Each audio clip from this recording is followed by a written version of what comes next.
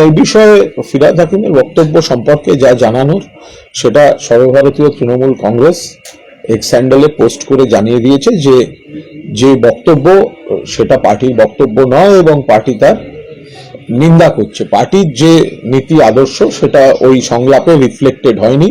Party শান্তি, ঐক্য, সম্প্রীতি, সংহতি এটাই পার্টি বিশ্বাস করে। আমরা তো বলছি যে ফিরহাদ হাকিম একটা বিষয়ে তিনি বলতে চেয়েছিলেন এক কথা, কিন্তু তার বাক্য গঠন, শব্দ গঠন যেভাবে গেছে তাতে একটা বিতর্ক তৈরি হয়ে গিয়েছে এবং বিরোধীরা সেটাকে একটা কুৎসার জায়গায় নিয়ে গিয়েছে।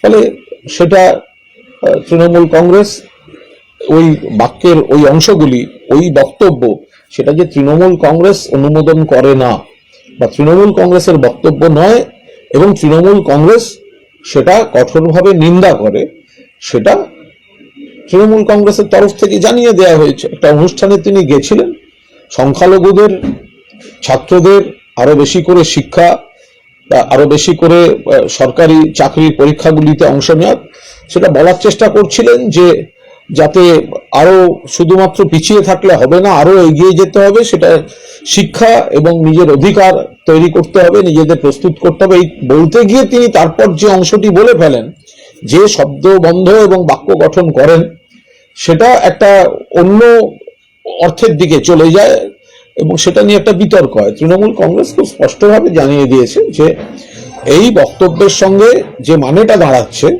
তার সঙ্গে তৃণমূল কংগ্রেস সহমত নয়। তৃণমূল কংগ্রেস তার প্রতিবাদ করছে। তৃণমূল কংগ্রেসের নীতি আদর্শ ওই সংলাপ তাতে প্রতিফলিত হচ্ছে না।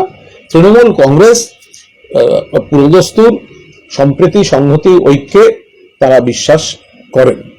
তো এটা তৃণমূল কংগ্রেস স্পষ্টভাবে জানিয়ে দিয়েছে। হুমায়ুন কবির তিনি গতকাল একটা টুইট করেছিলেন যে সংখ্যা বৃদ্ধি নয়, কোয়ালিটি চাই ইত্যাদি।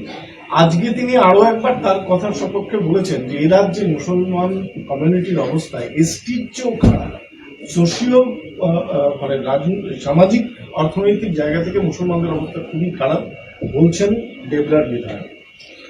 এই বিষয়ে আমি কোনো মন্তব্য করব না, তার কারণ বহু জায়গায় আমাদের এখানে সমাজের সব শাখার, সব অংশের মানুষের জন্য, তাদের উন্নয়নের জন্য রাজ্য সরকার যাবতীয় ব্যবস্থা করেছেন। আগে বাম জমানায় যে ভয়ঙ্কর বিপর্যস্ত অবস্থা ছিল তার থেকে অনেক বেশি অগ্রগতি, উন্নতি সব ক্ষেত্রে হচ্ছে। ফলে এ বিষয়ে কোনো আলাদা করে কোনো মন্তব্য করব না।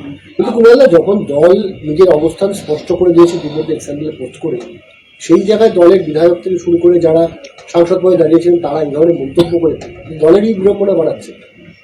আমরা এটাকে বিড়ম্বনা বলে খুব একটা ধরছি না।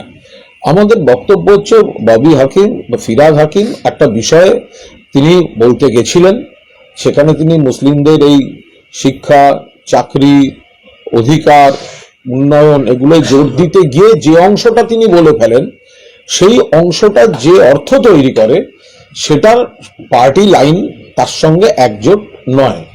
মানে সেখানে পার্টির যে স্পিরিট, পার্টির যে পলিসি সেটা প্রতিফলিত হচ্ছে না।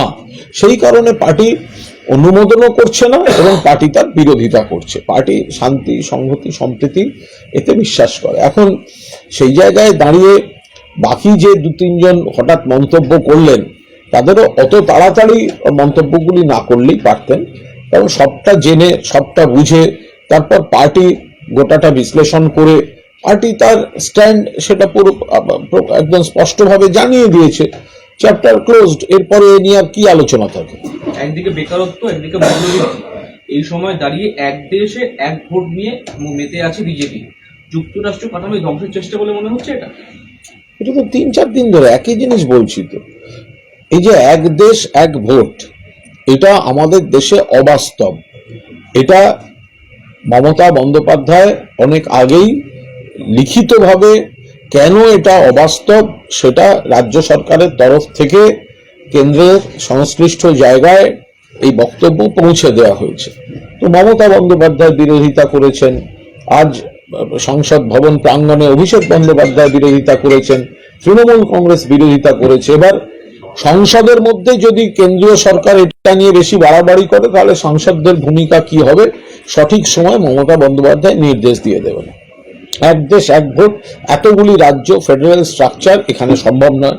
দুই হচ্ছে একটা মারাত্মক বিষয়, সেটা হচ্ছে আমাদের এখানে তো অনেক সময় মাঝপথে সরকার ভেঙে অন্তর্বর্তী নির্বাচন হ্যান ত্যান নানাভাবে পরিবর্তন হয়। তা এক ভোট হলো, তারপরে 5 বছর থাকবে, এই গ্যারান্টিটাই যেখানে নেই, তো সেখানে এরা এটা করতে পারে কি করে? আর এটা হচ্ছে সব আলাদা আলাদা ভোট, লোকসভা হচ্ছে দেশের ভোট, বিধানসভা হচ্ছে রাজ্যের ভোট, স্থানীয় প্রশাসন, এগুলো আলাদা আলাদা জিনিস। মানুষকে একদিনে দিতে বাধ্য করলে বিভ্রান্ত হবে। আর অভিষেক যেটাও বলেছেন যে কেন্দ্রীয় সরকার শুধু বাংলায় এতগুলো দফায় ভোট করতে হয়, করোনার মধ্যেও তাদের জোর করে 8 দফায় করতে হয়, তারা হঠাৎ যদি এক ভোট বলে লাফায়, তাহলে ধরে নিতে হবে ডালমে কুচ খাওয়া হয়, অন্য পাপ ঢাকার চেষ্টা করছে। বিজেপির এই যে সদস্য সংগ্রহ, সেখানে মজার সব ছবি উঠে আসছে। রাস্তায় ধরে বেঁধে লোক সদস্য করানো হচ্ছে, কেউ বলছেন ওটিপি যাবে, মোবাইল থেকে আবার টাকা কেটে নেবে, কেউ বলছেন বিজেপির সদস্য সংগ্রহটা একটা শীতকালীন সার্কাসে পরিণত হয়েছে। বাংলার একটা শীতকালে একটা আকর্ষণ থাকে সার্কাস, তো ওটা এখন রাস্তার ধারে টারে দেখবেন ওই সার্কাস বা মাদারির খেলা, ওগুলো সব ওই বিজেপির সব কে ধরতে আসছে, একটা মিসড কল দিয়ে দিন আমাদের মেম্বার হবেন, কয়েকজন ভয় পালিয়ে যাচ্ছে, না আমার নাম্বার দেবো না, কেউ বলছেন না এইভাবে ধরবেন না, কাকে হাত ধরে টানছেন, কোন বিয়ে বাড়ি কোন গায়ে হলুদের ওখানে গিয়ে নববধূকে বলছেন একটা মিসড কল দিন। মানে মানুষের সঙ্গে সাংগঠনিক যোগাযোগ না থাকলে যা হয়, রাস্তার পথের ধারে বিজেপির সদস্য সংগ্রহের নামে একটা সার্কাস পার্টি চলছে এখানে। এইভাবে কেউ হয়? রাস্তায় লোকের হাত ধরে টানাটানি করে আমাদের সদস্য হন, আর তারা সদস্য হতে চাইছেন না। সেই সব ভিডিওগুলো দেখলে তো এটা হাসাহাসির জায়গায় নিয়ে গেছে এই দলটা। মানুষের সঙ্গে সম্পর্ক নেই। বাংলার মানুষ জানেন এরা হচ্ছে বাংলার মানুষের শত্রু, বঙ্গ শত্রু, বাংলার শত্রু। তাহলে এরা এসছে এখন সদস্য সংগ্রহের নামে ওইসব নাটক করে বেড়াচ্ছেন। এই ওদের দিল্লির জেঠু কাকু যারা আছে তারা খুব বকবে, সেই জন্য এই সময় নাটক করছে। জয়েন্ট প্ল্যাটফর্ম অফ ডক্টরসের তরফে আগামীকাল থেকে 26শে ডিসেম্বর পর্যন্ত কর্মতলায় আরজিকর ইস্যুতে ফের ধর্নার আবেদন পুলিশের কাছে, যদি পুলিশ এখনো রিপ্লাই করে। বিপুল টাকা ওনাদের কাছে হয়তো আছে, শীতকালে পিকনিকের ব্যবস্থা করছেন। যাদের কাছে টাকা আছে শীতকালে এদিক ওদিক বনভোজন, গেট টুগেদার, পিকনিক, ওই ডাক্তারদের একাংশ ওইসব করছেন। বিচার চলছে শিয়ালদা কোর্টে, আরজিকরের ভয়ঙ্কর ঘটনার বিচার চলছে, তার অর্ধেক প্রায় শেষ হয়ে এলো। দ্রুত বিচার চলছে, ডেইলি শুনানি চলছে, সাক্ষ্য চলছে। সুপ্রিম কোর্ট গোটাটা মনিটর করেছে। যতগুলো পক্ষ আছে তাদের আইনজীবীরা যা যা বলার সব বলেছেন, তারপরেও সুপ্রিম কোর্ট বলছে না, তদন্ত এবং বিচার প্রক্রিয়া যা চলছে ঠিকঠাক আছে, এখানে কোনো অসঙ্গতি নেই।